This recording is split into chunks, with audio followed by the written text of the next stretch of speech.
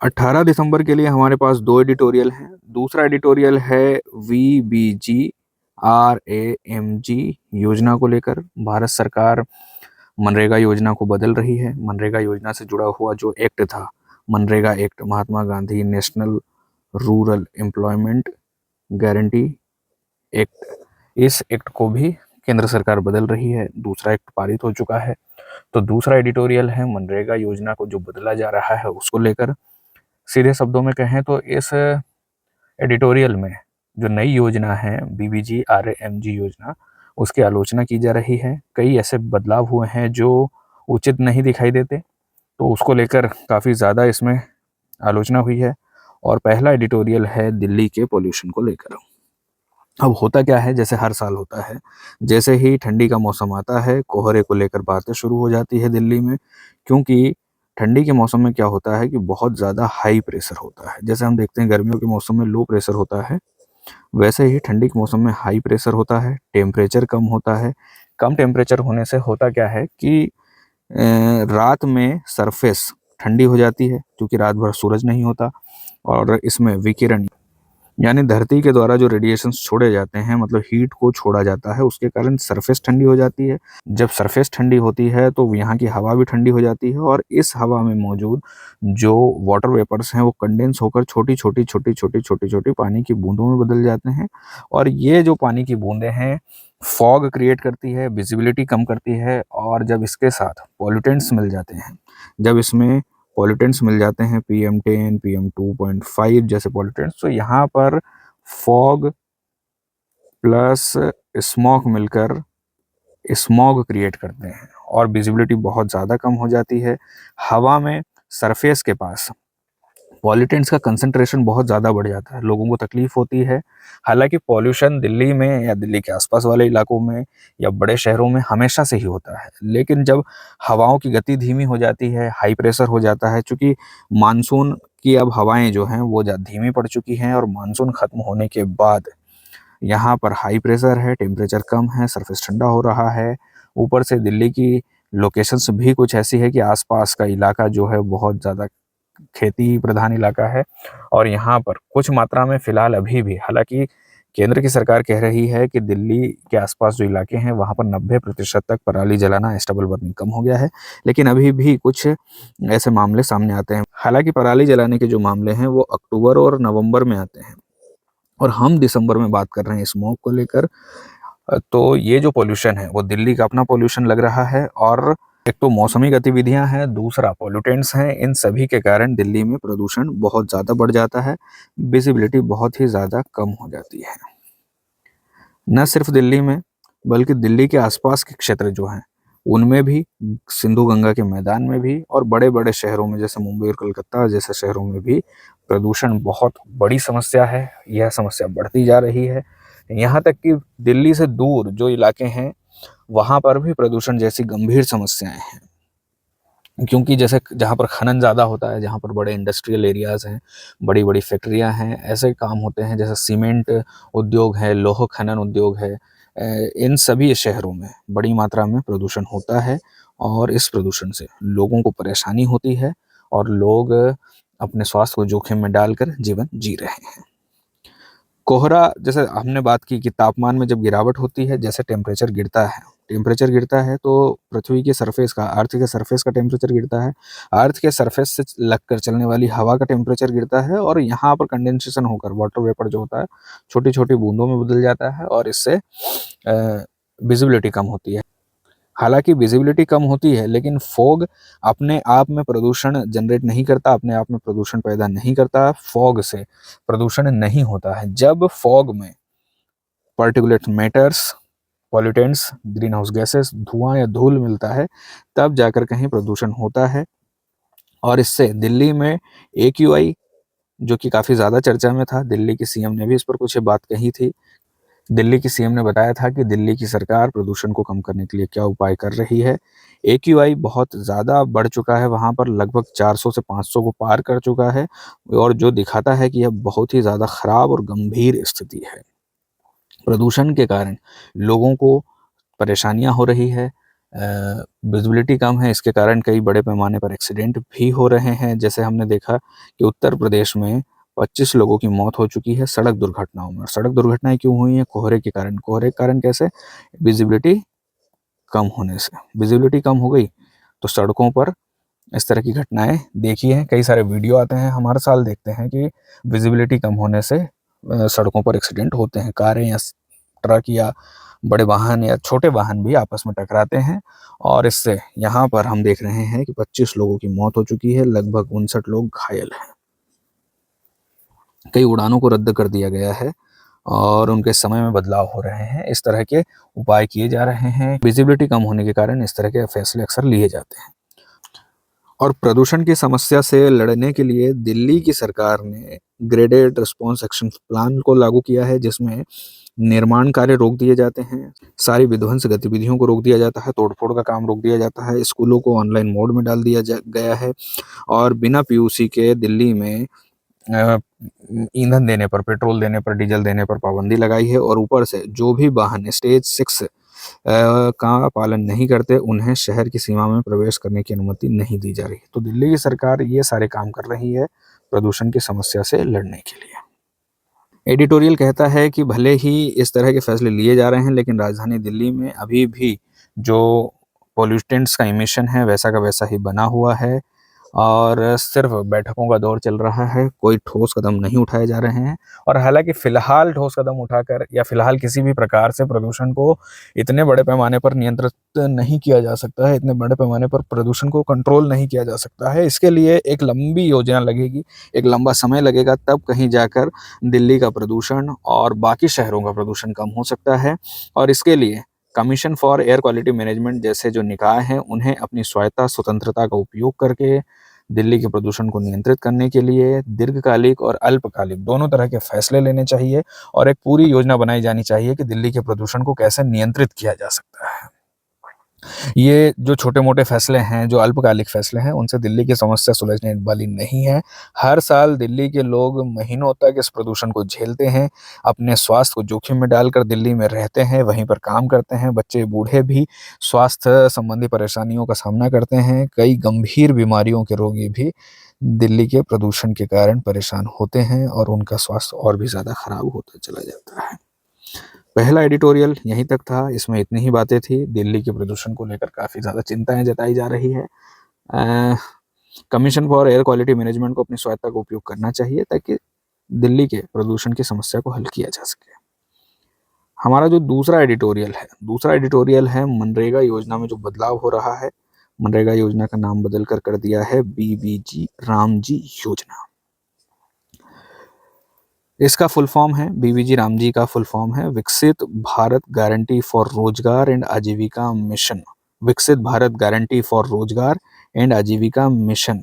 और जो पुरानी योजना थी मनरेगा योजना, उसका फुल फॉर्म था महात्मा गांधी राष्ट्रीय ग्रामीण रोजगार गारंटी अधिनियम।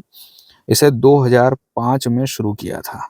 अब इस योजना को नाम बदला जा रहा है और साथ ही ये अधिनियम भी बदला जा रहा है और नया अधिनियम संसद से पारित हो चुका है। केंद्र सरकार की तरफ से इस योजना को भी बदला जा रहा है और इस अधिनियम को भी बदला जा रहा है। इस एडिटोरियल में योजना की और इसके नाम बदलने को लेकर आलोचना की गई है। आलोचना का मतलब यह नहीं होता कि किसी भी बात को सिरे से खारिज कर देना, बल्कि इसकी कमियों और इसके कारणों पर एक विस्तार से चर्चा की गई है। तो यह एडिटोरियल कहता है कि नाम बदलने का एकमात्र संभावित कारण यही प्रतीत होता है कि भाजपा या आरएसएस गांधी से वैचारिक मतभेद रखते हैं। गांधी की विचारधारा आरएसएस और बीजेपी की विचारधारा से अलग है, इसलिए नाम बदला जा रहा है। हालांकि राजनीतिक बातें हैं, हर सरकार आती है तो अपने हिसाब से काम करती है, लेकिन जब 20 साल से यह योजना चल रही थी महात्मा गांधी के नाम पर, तो कोई दूसरी योजना शुरू की जा सकती थी और इस योजना को चलाए रखा जा सकता था। लेकिन चूंकि फैसला केंद्र सरकार का है, केंद्र सरकार के पास पूर्ण बहुमत है, जनता का दिया हुआ बहुमत है, सरकार अपना फैसला लेने के लिए स्वतंत्र है। हालांकि सरकार के फैसले की आलोचना की जा सकती है और इस आलोचना का सम्मान सरकार को और सरकार के पक्ष के लोगों को करना चाहिए और उन्हें जवाब देना चाहिए कि महात्मा गांधी का नाम क्यों बदला जा रहा है। सरकार के समर्थक तर्क दे रहे हैं कि इस योजना में अब 100 दिन के बजाय 125 दिन की रोजगार की गारंटी होगी 125 दिन। मनरेगा योजना में 100 दिन के रोजगार की गारंटी थी और इस नई वाली योजना में 125 दिन के रोजगार की गारंटी होगी। तो सबसे पहले और सबसे बड़ा बदलाव यही हुआ है कि अब 25 दिन रोजगार की गारंटी बढ़ चुकी है नए कानून में। लेकिन आंकड़े बताते हैं, बताया जाता है कि मनरेगा योजना में लगभग 12 करोड़, थोड़ा सा कम या थोड़ा सा ज्यादा हो सकता है, 12 करोड़ परिवारों को लाभ मिलता है भारत में। और इसमें 100 दिन की जो गारंटी दी गई है, हालांकि 100 दिन की गारंटी जो दी गई है, सभी परिवारों को 100 दिन का रोजगार नहीं मिल पाता है। आंकड़े बताते हैं कि 2020-21 में जब भारत में कोविड-19 महामारी चल रही थी, बड़े पैमाने पर वापस लोग अपने गांव चले गए थे, उस दौरान ही 9.5% यानी लगभग 72 लाख परिवारों को वास्तव में 100 दिन का काम मिल पाया था। और पिछले कुछ वर्षों में सिर्फ 7% परिवारों को ही, सिर्फ और सिर्फ 7% परिवारों को ही पूरे 100 दिन का रोजगार मिल पाता है। यहाँ पर सवाल उठता है और इस बात का जवाब सरकार को भी देना चाहिए कि 125 दिन का रोजगार सभी परिवारों को किस तरह से उपलब्ध करवाया जाएगा। सरकार को अपना रोड मैप यहाँ पर रखना चाहिए। और क्या क्या है इस योजना में? इस योजना में मनरेगा का नाम बदलकर एक तो विकसित भारत गारंटी फॉर रोजगार एंड आजीविका मिशन कर दिया है। दूसरी बात है कि 125 दिनों की रोजगार की गारंटी दी गई है। तीसरी बात इस योजना में है कि 4 प्रमुख क्षेत्रों पर ध्यान दिया जा रहा है। 4 प्रमुख क्षेत्र याद रखना है। पहला है वाटर सिक्योरिटी। वाटर सिक्योरिटी से रिलेटेड यदि काम होगा तो इस योजना में करवाया जाएगा, जैसे तालाबों का निर्माण, नहरों का निर्माण, वाटरशेड मैनेजमेंट जैसे काम हो सकते हैं। दूसरा रूरल इंफ्रास्ट्रक्चर। रूरल इंफ्रास्ट्रक्चर, गाँवों में इंफ्रास्ट्रक्चर बनाना, सड़क हो सकता है, चाहे वो बिजली पानी की व्यवस्था हो सकती है, तो ये रूरल इंफ्रास्ट्रक्चर के लिए काम हो सकता है। तीसरी बात है लाइवलीहुड इंफ्रास्ट्रक्चर। ऐसे इंफ्रास्ट्रक्चर जो रोजगार जनरेट करें, उनके लिए लाइवलीहुड इंफ्रास्ट्रक्चर पर ध्यान दिया जा रहा है और क्लाइमेट रेजिलियंस पर ध्यान दिया जा रहा है। तो ये 4 सेक्टर हैं जहां पर, ये 4 क्षेत्र हैं जिनमें नई योजना में ध्यान ज़्यादा फोकस किया गया है, ज़्यादा जोर दिया जा रहा है। कौन कौन से? Water security, rural infrastructure, livelihood infrastructure और क्लाइमेट रेजिलियंस। इस योजना में एक बात कही जा रही है कि इसमें लोकल प्लानिंग को राष्ट्रीय स्तर पर इंटीग्रेट किया जाएगा।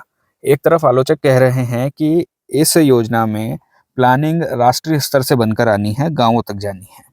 टॉप टू बॉटम अप्रोच के साथ इस योजना को लागू किया जा रहा है, लेकिन आलोचक कह रहे हैं कि प्लानिंग और सारा काम, सारे डिसीजंस ग्राम पंचायतों के द्वारा, ग्राम सभा के द्वारा लिए जाने चाहिए, ताकि लोग अपनी ज़रूरतों के हिसाब से अपने गाँव में काम करवा सके, चाहे वो वाटर सिक्योरिटी का काम हो, चाहे वो रूरल इंफ्रास्ट्रक्चर का काम हो, चाहे लाइवलीहुड सिक्योरिटी हो, चाहे क्लाइमेट रेजिलियंस के हो, और सड़क हो, चाहे तालाब हो, ये काम, ये सारे काम, ये सारे फैसले ग्राम पंचायतों के द्वारा करवाए जाने चाहिए। यदि इसका राष्ट्रीय स्तर पर नियंत्रण होगा तो इससे जो राज्य सरकारें हैं असहज होंगी, राज्य सरकारों को स्वायत्ता नहीं मिल पाएगी और उन्हें केंद्र सरकार के ऊपर निर्भर होना होगा। इस बात को लेकर योजना की आलोचना की जा रही है। पांचवी बात जो कही जा रही है कि कृषि का जो पीक टाइम होता है, जब फसल की कटाई होती है, बहुत ज़्यादा काम होता है खेतों में, उस समय मजदूरों को खेतों में काम करने के लिए या खेतों में काम मजदूर कर सकें, इसके लिए इस योजना को पॉज कर दिया जाएगा और लोग खेतों में भी अपना रोजगार प्राप्त कर सकें, खेतों में भी काम करके कुछ कमाई कर सकें। इसलिए इस योजना को उस दौरान पॉज कर दिया जाएगा, बाकी समय इस योजना को चलाया जाएगा। इससे क्या फ़ायदा होगा? इससे फ़ायदा ये होगा, सरकार की तरफ से बताया जा रहा है कि एक तरफ 125 दिन का रोज़गार यहाँ पर योजना में भी मिल जाएगा और जब खेती का जब पीक टाइम होता है, उस समय खेतों में भी काम मिल जाएगा। तो मज़दूरों को काम की कमी नहीं होगी, मज़दूरों को पैसा मिलेगा, मज़दूरों की कमाई होगी। छठी ज़रूरी बात ये है कि इस योजना में नॉर्मेटिव फंडिंग के मॉडल को यूज़ किया गया है। ये क्या होता है? जब मनरेगा योजना चल रही थी उसमें क्या होता था, जब भी कोई मजदूर डिमांड करता था रोजगार की, तो डिमांड के आधार पर उसे रोजगार उपलब्ध कराया जाता था और डिमांड के आधार पर ही फंड आता था। लेकिन इस योजना में पहले से ही तय कर दिया जाता है, या तय कर दिया जाएगा कि कितना काम करवाना है, कहाँ पर कैसा काम होगा और उसके हिसाब से पहले से ही फंड आ जाएगा। इसका फायदा यह होगा कि पहले से ही निर्धारित काम होगा और चूँकि मज़दूरों की संख्या कहाँ पर कितनी है, कितना काम दे सकते हैं, उसके आधार पर काम को जनरेट किया जाएगा और काम या एम्प्लॉयमेंट जनरेशन के आधार पर फंड पहले से ही उपलब्ध होगा। तीसरी चीज़ है कि ट्रांसपेरेंसी को बढ़ाने के लिए नई-नई तकनीकों का इस्तेमाल किया जा रहा है। काम की निगरानी करने के लिए एक डैशबोर्ड भी बनाया जाना है, एआई बेस्ड मॉनिटरिंग सिस्टम होगा और सोशल ऑडिट होगा हम हर कार्य का। सोशल ऑडिट क्या होता है, जैसे मान लीजिए सरकार की तरफ से कहीं पर तालाब बना है, तो वहाँ जाकर देखा जाता है कि तालाब बना है या नहीं बना है, तो इसे सोशल ऑडिट कहते हैं। और सोशल ऑडिट करने का फ़ायदा यह होता है कि काम हुआ है या नहीं हुआ है, इस बात का पता चल जाता है। यदि कहीं भ्रष्टाचार होता है, तो वो भ्रष्टाचार पकड़ में आ जाता है और लोगों को भी इसकी सारी जानकारी होती है। इस पूरी प्रक्रिया से ट्रांसपेरेंसी बढ़ती है और भ्रष्टाचार, करप्शन की घटनाएँ कम होती है और लोगों का पैसा लोगों तक पहुँच जाता है। अगली बात है कि यह सेंट्रली स्पॉन्सर्ड स्ट्रक्चर होगा, मतलब केंद्र सरकार इसमें पैसा देगी। हालाँकि इस बात की आलोचना की जा रही है, पहले क्या होता था कि देश भर में मनरेगा योजना के तहत जितने भी मज़दूर काम करते थे, जितने भी मज़दूरों को रोज़गार दिया जाता था, उसमें से हर एक मज़दूर को पूरा पैसा 100% फंडिंग केंद्र सरकार की तरफ से आती थी। लेकिन इस योजना में कहा जा रहा है कि 60% केंद्र सरकार और 40% राज्य सरकार देगी। और जो छोटे राज्य हैं, वहाँ पर 90% केंद्र सरकार और 10% राज्य सरकारें देंगी। तो इस बात को लेकर आलोचना की जा रही है, क्योंकि राज्यों के पास पहले से ही पैसा नहीं है। राज्य पैसे को लेकर, जीएसटी को लेकर बार-बार मुद्दा उठाते हैं।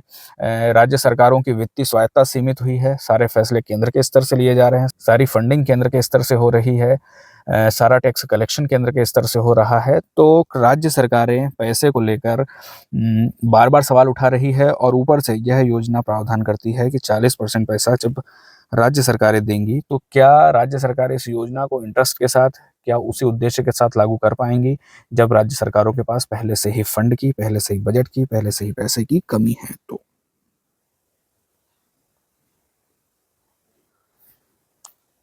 अगली बात यह है कि बीबीजी योजना को जो केंद्र प्रायोजित बताकर जो विशेष दर्जा था, वो छीन लिया जा रहा है। जैसे हमने बात की कि अब 60-40 के मॉडल पर काम होगा। पहले क्या होता था, अकुशल श्रम के लिए जो मज़दूरी होती थी, मज़दूरी की पूरी लागत केंद्र सरकार वहन करती थी। लेकिन अब केंद्र सरकार ने इस योजना की प्रारूप बदलकर, फंडिंग का प्रारूप बदलकर 60-40 कर दिया है। केंद्र सरकार पूरा पैसा नहीं देगी। यदि हम दोनों योजनाओं को, यानी मनरेगा योजना और नई वाली योजना विकसित भारत जी राम जी योजना को कंपेयर करें, तो सबसे पहली बात निकल कर आती है कि मनरेगा योजना में 100 दिन का रोजगार दिया जाता था और विकसित भारत योजना में 125 दिन के रोजगार की गारंटी दी गई है। दूसरी बात है कि मनरेगा योजना में काम जो होता था, वो किसी स्पेसिफिक सेक्टर्स में नहीं होता था, कोई खास लक्ष्य निर्धारित नहीं किए गए थे। जहाँ पर भी काम जनरेट होता था, जहाँ पर भी रोजगार पैदा होता था, वहाँ पर मज़दूरों को काम पर लगाया जाता था। लेकिन विकसित भारत योजना 4 क्षेत्रों में काम करने पर ज़्यादा जोर दे रही है। पहला क्षेत्र है वाटर सिक्योरिटी, दूसरा रूरल इंफ्रास्ट्रक्चर, तीसरा लाइवलीहुड इंफ्रास्ट्रक्चर और चौथा क्लाइमेट रेजिलियंस। तीसरी बात है कि मनरेगा योजना में केंद्र सरकार अनस्किल्ड वेज का, मतलब जितने भी मज़दूरों को रोज़गार दिया जाता था मनरेगा योजना के तहत, उनका पूरा पैसा केंद्र सरकार देती थी। लेकिन विकसित भारत योजना में पूरा पैसा केंद्र सरकार नहीं देगी। बड़े राज्यों को 60% और छोटे राज्यों को 90% फंडिंग केंद्र सरकार की ओर से होगी और बाकी पैसा राज्य सरकारों को देना होगा।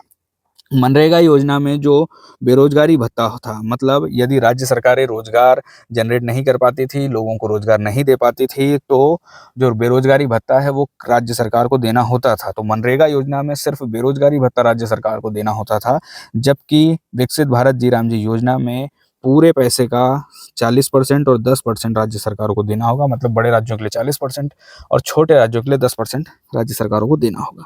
अगली बात है कि मनरेगा योजना में पॉज़ नहीं होता था, मतलब मनरेगा योजना साल भर चलती थी, साल भर काम होता था, साल भर रोज़गार दिया जाता था। लेकिन नई वाली योजना में जब कृषि का पीक टाइम होगा, उस समय खेती का जब पीक टाइम होगा, उस समय काम को रोक दिया जाएगा और ताकि मज़दूर खेतों में काम कर सकें, ताकि उन्हें 125 दिन के रोज़गार की गारंटी के साथ-साथ गाँवों में, खेतों में काम मिल सके। इसके बाद मनरेगा योजना डिमांड बेस्ड योजना थी, मतलब जितना भी डिमांड होता था रोजगार का, उतना रोजगार दिया जाता था, उतनी फंडिंग दी जाती थी। लेकिन नई वाली योजना नॉर्मेटिव फंडिंग पर आधारित है। इसमें पहले से ही तय होता है कहाँ कितना फंड जाना है, कहाँ कितना रोजगार होना है। और सबसे इम्पोर्टेंट बात यह है कि मनरेगा योजना में पूरी प्लानिंग जहाँ होती थी, वो जगह थी ग्राम पंचायत। ग्राम पंचायत के हाथ में था कि कहाँ कितना काम कैसे करवाना है। लेकिन विकसित भारत जी राम जी योजना में इस पूरी प्लानिंग पर केंद्र से नियंत्रण रखा जाएगा। केंद्र का नियंत्रण होगा और ग्राम पंचायतों की स्वायत्ता इस मामले में सीमित हुई है। इस बात को लेकर इसमें आलोचना भी की जा रही है। पहली आलोचना तो ग्राम पंचायत को लेकर की जा रही है कि ग्राम पंचायत के हाथ में कुछ भी नहीं होगा विकसित भारत जी राम जी योजना में। दूसरी बात, जो फंडिंग का पैटर्न है, जो फंडिंग का मॉडल है, उसको लेकर भी आलोचना की जा रही है कि राज्य सरकारों को जब अपनी ओर से पैसा खर्च करना होगा और राज्य सरकार पहले से ही वित्तीय संकट से जूझ रही हैं, उनके ऊपर कर्जा भी है, उन्हें कई पैसे खर्च करना है, टैक्स कलेक्शन उनके हाथ में अब उतना रहा नहीं है, तो किस तरह से पैसा खर्च होगा? क्या राज्य सरकारें पैसे की कमी के बावजूद इस योजना में इंटरेस्ट ले पाएंगी? क्या वे इसे दिल से लागू कर पाएंगे? इसके अलावा इस योजना में या पहले से भी नगद हस्तांतरण की जो पद्धति चल रही थी वो इसमें भी रहेगी। हालांकि उसको लेकर भी कुछ बातें कही जा रही है जो उतनी इम्पोर्टेंट नहीं है। और कुछ राज्य सरकारें जो जहां पर फिलहाल बीजेपी की सरकार नहीं है, वे खुलकर विरोध कर रही हैं। और हो सकता है कि बीजेपी शासित राज्य भी इससे खुश ना हो, लेकिन खुलकर विरोध नहीं कर सकते हैं चूंकि पार्टी लाइन का मामला है, तो विरोध किया जा रहा है। राज्य सरकार इसे उनके हितों को कमजोर करने का आरोप लगाकर आलोचना कर रहे हैं नई वाली योजना को। ऊपर से जो पुरानी योजना थी, वो पुरानी योजना गांधी के ग्राम स्वराज के विचार पर आधारित थी, मतलब गांवों को ज्यादा से ज्यादा स्वतंत्रता दी जाए। मनरेगा योजना में जितना भी रोजगार जनरेट होता था, जितनी भी प्लानिंग होती थी, ग्राम पंचायत के स्तर पर होती थी। लेकिन नई योजना में इस प्रावधान को हटाया है और नई योजना में प्रावधान किया गया है कि इसे राष्ट्रीय स्तर पर इंटीग्रेट किया जाएगा पूरी प्लानिंग को। मतलब कुछ कुछ योजना आयोग की तरह से यह काम कर सकती है जैसे दिख रहा है। तो जहां पर एक तरफ इस बात को लेकर आलोचना योजना आयोग की जाती थी कि केंद्रीय स्तर से सारी प्लानिंग होती थी, यहाँ पर भी कुछ वैसा ही प्रावधान है। जबकि होना क्या चाहिए कि लोकल स्तर पर, ग्रामीण स्तर पर, ग्राम पंचायतों के स्तर पर, ग्राम सभा के स्तर पर प्लानिंग बननी चाहिए। उन्हें उनकी ज़रूरतें पता है और उनकी ज़रूरतों के हिसाब से उन्हें प्लानिंग करने के लिए स्वायत्ता प्रदान करके, उन्हें फंडिंग दे करके उन्हें सशक्त बनाया जाना चाहिए, ताकि गांधी जी के ग्राम स्वराज का विचार जमीन पर उतर सके, साकार हो सके।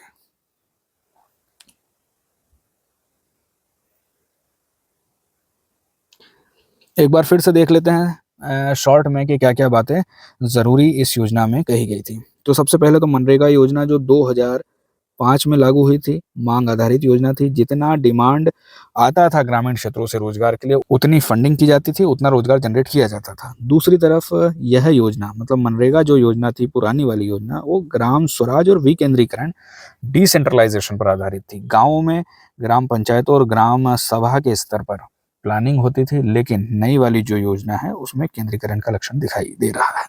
नई वाली जो योजना है, विकसित भारत गारंटी फॉर रोजगार एंड आजीविका मिशन ग्रामीण, ये वाली योजना है, मनरेगा को समाप्त किया जा रहा है, नई योजना को लागू किया जा रहा है।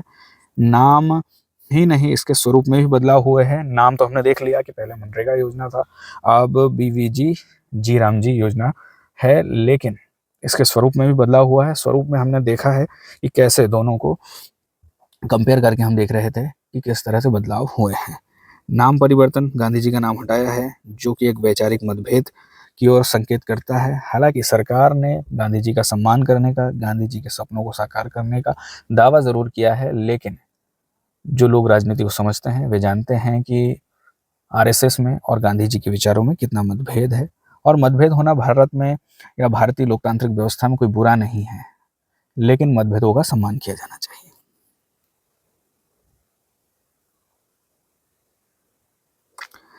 नई वाली योजना में 100 दिनों के रोजगार को 125 दिन के रोजगार की गारंटी कर दिया है। मतलब 25 दिन ज्यादा रोजगार मिलेगा, जिसे रोजगार चाहिए वो अप्लाई कर सकता है।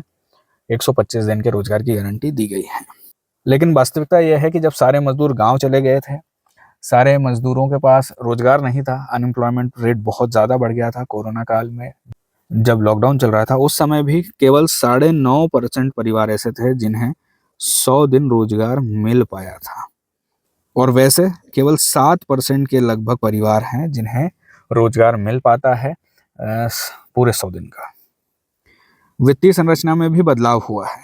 केंद्र सरकार पहले, मतलब मनरेगा योजना में जितना भी रोजगार जनरेट होता था, सभी मजदूरों का पैसा, सभी मजदूरों की मजदूरी केंद्र सरकार देती थी, पूरा 100% केंद्र सरकार पैसा देती थी। कि लेकिन नई वाली योजना में 60-40 और 90-10 का मॉडल लेकर आ रही है केंद्र सरकार। इससे राज्यों के ऊपर वित्तीय बोझ बढ़ेगा। वही बात है कि राज्यों के पास पहले से ही पैसा नहीं है, राज्य वित्तीय स्वायत्तता को लेकर सवाल उठा रहे हैं, राज्य अपने मुआवजे को लेकर सवाल उठा रहे हैं, और दूसरी तरफ केंद्र सरकार उनके ऊपर योजना का दबाव भी डाल रही है, वित्तीय दबाव भी डाल रही है, और इसको लेकर इस योजना की आलोचना की जा रही है। पहली वाली योजना मांग आधारित थी और नई वाली योजना आपूर्ति मॉडल पर काम करती है। मतलब मनरेगा योजना में जहां पर नीचे से काम की मांग आती थी वहां पर फंडिंग दी जाती थी, काम दिया जाता था, लेकिन मतलब बॉटम टू अप अप्रोच था मनरेगा योजना का। लेकिन नई वाली जो योजना है वो टॉप टू बॉटम चल रही है, मतलब ऊपर से तय होना है कहाँ कितना काम होगा। संघवाद को लेकर इसमें आलोचना की जा रही है कि केंद्र सरकार प्रमुख निर्णय करता है, मतलब सारे फैसले केंद्र सरकार ले रही है, राज्यों की भूमिका बहुत ज्यादा सीमित है और राज्यों के ऊपर वित्तीय बोझ भी डाला जा रहा है। तो इससे राज्य सरकारें विरोध कर रही है और राज्य और केंद्र के बीच में टकराव देखने को मिल रहा है। तो टकराव हो सकता है कि कई राज्य इस योजना को लागू न करें, या लागू करें तो उतने मन से लागू ना करे, दिल से लागू ना करे, और इसमें गांव के लोगों का, ग्रामीण मजदूरों का, कृषि मजदूरों का नुकसान हो सकता है, और केंद्र और राज्य के झगड़े में जनता का नुकसान हो सकता है। कुछ राज्य सरकारें इस योजना का विरोध भी कर रही हैं। तमिलनाडु और केरल सरकार ने इसका विरोध किया है, और कुछ राज्यों को, मतलब इन राज्यों को लगता है कि उनके हितों के साथ समझौता होगा। इस योजना में एक अच्छी बात यह है कि इसमें 125 दिन के रोजगार की जो गारंटी दी गई है, उसमें जो कृषि का पीक टाइम है, मतलब खेती में बुवाई का टाइम और खेती में कटाई का टाइम, उस समय रोजगार नहीं दिया जाएगा, उस समय काम रोक दिया जाएगा, ताकि मजदूर इधर 125 दिन का रोजगार भी ले सकें और उधर जो कृषि क्षेत्र में गाँव में मिलने वाला रोजगार है वो भी ले सकें। हालांकि इस प्रस्ताव को मनरेगा योजना में एक संशोधन के माध्यम से शामिल किया जा सकता था। अगली बात कही जा रही है कि एक तरफ सरकार तो कह रही है कि गांधी की जो भावना है, गांधी की विचारधारा है, गांधी का सपना है, महात्मा गांधी जी का, उनके हिसाब से काम होना है, लेकिन यहाँ पर विकेंद्रीकरण और लोकतंत्र कमजोर हुआ है। विकेंद्रीकरण और लोकतंत्र कैसे कमजोर हुआ है कि यहाँ पर ग्राम पंचायतों की भूमिका जो पहले वाली मनरेगा योजना में थी, उसमें ग्राम पंचायतों की महत्वपूर्ण भूमिका थी, लेकिन नई वाली योजना में ग्राम पंचायतों की भूमिका को, ग्राम पंचायतों के अधिकारों को सीमित कर दिया है। आलोचना इस बात को लेकर हो रही है कि मनरेगा की आत्मा को खत्म कर दिया जा रहा है, राज्यों के अधिकार सीमित कर दिए जा रहे हैं, ऊपर से ग्राम पंचायतों के अधिकार भी सीमित कर दिए जा रहे हैं। मांग की जो गारंटी थी, मतलब यदि कोई मजदूर ग्रामीण भारत में रोजगार मांगता था तो उसे रोजगार देना, उसे रोजगार दिलाना जरूरी था, अनिवार्य था। लेकिन फिलहाल इस योजना में इस अप्रोच को खत्म कर दिया है, बल्कि ऊपर से यह बताया जा रहा है कि कहाँ पर कितना रोजगार होगा, कितनी फंडिंग आएगी, कैसा होगा। इस योजना का विरोध करने वाले लोग और आलोचना करने वाले लोग इस योजना को वापस लेने की मांग भी कर रहे हैं। मेंस के लिए सवाल हो सकता है कि मनरेगा को वीबीजी रामजी में बदलने का प्रस्ताव ग्रामीण आजीविका और सहकारी संघवाद को किस प्रकार से प्रभावित कर सकता है। दोनों पहलुओं को, ग्रामीण आजीविका को भी, चूंकि यह डिमांड और नॉर्मेटिव फंडिंग वाला मामला है, और सहकारी संघवाद जिसमें केंद्र सरकार और राज्य सरकार के बीच में जो लागत बंटनी है, राज्य सरकारों के ऊपर जो वित्तीय बोझ डाला गया है, उसको लेकर यहाँ पर इशारा किया गया है। तो हमने दोनों चीज़ों के बारे में, जहाँ पर मनरेगा में डिमांड से रोजगार जनरेट होता था, जो भी डिमांड करेगा उसे रोजगार मिलेगा, और सहकारी संघवाद को लेकर कि पूरा पैसा जब मजदूरी का पिछली योजना में केंद्र सरकार देती थी, नई योजना में राज्य सरकार के ऊपर वित्तीय बोझ डला है। तो इसको लेकर ये एक सवाल है, और इसमें वो सारी बातें हमें लिखनी है जो हमने पूरे एडिटोरियल में बहुत ज़्यादा अच्छे से समझ ली हैं। बीबीजी रामजी योजना को एक बार फिर से देख लेते हैं हम डिटेल में। तो इसका नाम है विकसित भारत गारंटी फॉर रोजगार एंड आजीविका मिशन ग्रामीण, और इसका शॉर्ट फॉर्म हुआ वीबीजी रामजी योजना।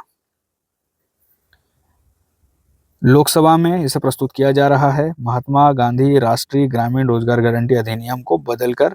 अब ये जो प्रस्ताव है, ये वाला जो विधेयक है, वो लागू होगा जब भी संसद से पास हो जाएगा।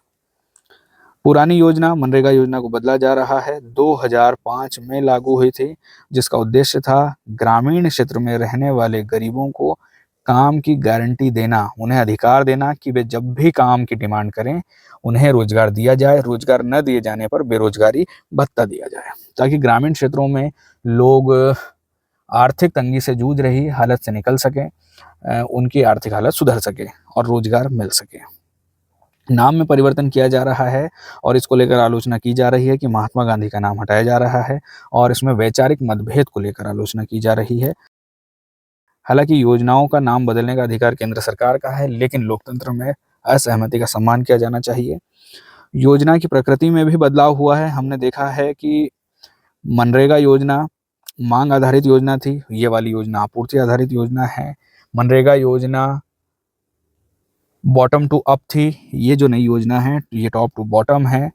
और वहाँ पर डिमांड आधारित काम होता था, जब भी मजदूर काम मांगता था उसे काम मिलता था, लेकिन यहाँ पर पहले से ही तय कर दिया जा रहा है। ऊपर से ग्राम सभा के अधिकारों को भी छीना जा रहा है। ग्राम सभा पहले तय करती थी, प्लानिंग करती थी कहाँ कितना काम होगा, कब होगा, लेकिन अब इसमें केंद्र का दखल होगा।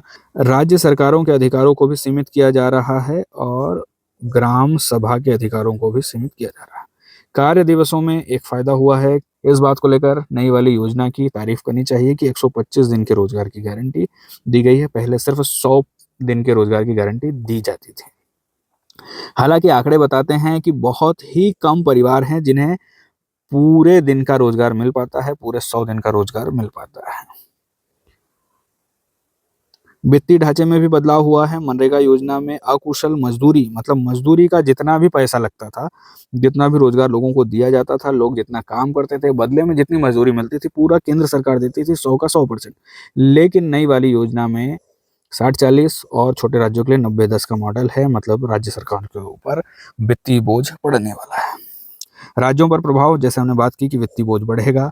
राज्य सरकार पहले से ही आर्थिक तंगी को लेकर शिकायत कर रहे हैं, जीएसटी को लेकर सवाल उठा रहे हैं, केंद्र सरकार के नियंत्रण को लेकर सवाल उठा रहे हैं। तो केंद्र सरकार को इस बात को ध्यान रखना होगा कि फंडिंग को लेकर इसमें कठिनाइयां हो सकती है और योजना के लागू होने में कठिनाइयां आ सकती हैं। इसमें नई वाली योजना को केंद्र प्रायोजित योजना कहा जा रहा है, और जो पुरानी योजना थी, मनरेगा वाली योजना थी, उसमें विशेष दर्जा था। तो इससे सहकारी संघवाद कमजोर हो सकता है, क्योंकि जहां पर पहले केंद्र सरकार पैसा तो केंद्र सरकार देती थी, लेकिन काम करवाने का अधिकार ग्राम पंचायतों और राज्य सरकार के पास होता था। लेकिन अब पैसा राज्य सरकारों से भी लिया जाएगा, ऊपर से अधिकार भी लिए जा रहे हैं। अतिरिक्त खर्चा का नया जो प्रावधान है, मतलब यदि समय सीमा से अधिक खर्च हुआ है तो पूरा भार राज्यों पर होगा, जबकि मनरेगा में ऐसा नहीं था। कृषि कार्यों से टकराव को रोकने के लिए कुछ समय के लिए काम को रोक दिया जाएगा, जब कृषि क्षेत्रों में, एग्रीकल्चर सेक्टर में काम पीक पर होगा, बुआई के समय और कटाई के समय। राज्य सरकार इसका विरोध कर रही है, जिनमें केरल की सरकार और तमिलनाडु की सरकार इस बात को लेकर इसका विरोध कर रही है कि इसमें राज्यों के अधिकारों को सीमित किया जा रहा है। अब ग्राम स्वराज बनाम राम राज्य, यहाँ पर पहले जो अप्रोच थी, गांधी के विचारों को जमीन पर उतारने के लिए योजना को लागू किया गया था। महात्मा गांधी ग्रामीण स्तर पर ग्राम पंचायतों को अधिकार देने की बात करते हैं, लेकिन इस योजना में सेंट्रलाइजेशन के गुण दिखाई दे रहे हैं।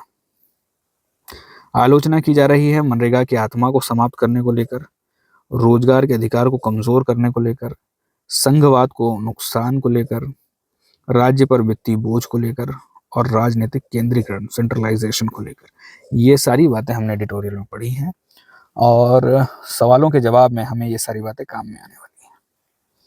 इस एडिटोरियल से पहला सवाल है कि बीबीजी रामजी विधेयक के संदर्भ में निम्नलिखित कथनों पर विचार कीजिए। पहला स्टेटमेंट है कि बीबीजी रामजी का उद्देश्य मनरेगा को प्रतिस्थापित करना है। जी बिल्कुल, प्रतिस्थापित करना है।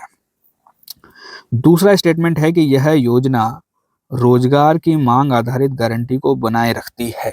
नहीं, नई वाली योजना में मांग आधारित गारंटी नहीं है, तो दूसरा स्टेटमेंट गलत है।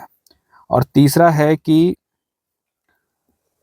प्रस्तावित योजना में केंद्र सरकार प्रमुख निर्णयकर्ता की भूमिका निभाती है। जी, केंद्र सरकार के पास ज़्यादा से ज़्यादा अधिकार मिले हैं इस योजना के तहत। और चौथा है कि इसमें राज्यों को अतिरिक्त व्यय वहन करने की कोई बाध्यता नहीं है।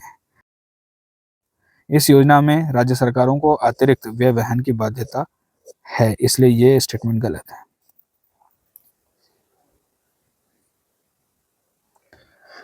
दूसरा सवाल है कि बीबीजी रामजी और मनरेगा के बीच अंतर के संदर्भ में निम्नलिखित कथनों पर विचार कीजिए। तो पहला स्टेटमेंट है कि मनरेगा एक कानूनी मांग आधारित योजना है। जी बिल्कुल, कानून बना था मनरेगा और यह मांग आधारित योजना थी। दूसरा स्टेटमेंट है कि बीबीजी रामजी में रोजगार की आपूर्ति केंद्र सरकार द्वारा तय सीमा के अधीन होगी।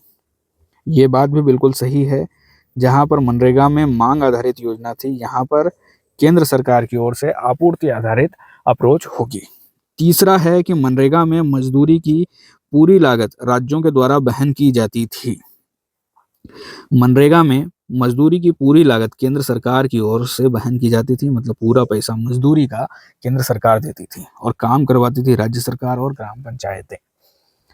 चौथा है बीबीजी रामजी योजना में केंद्र राज्य वित्तीय साझेदारी 60-40 होगी। जी 60-40 का बड़े राज्यों के साथ और छोटे राज्यों के साथ 90-10 साझाकरण होगा पूरे वित्तीय भार का।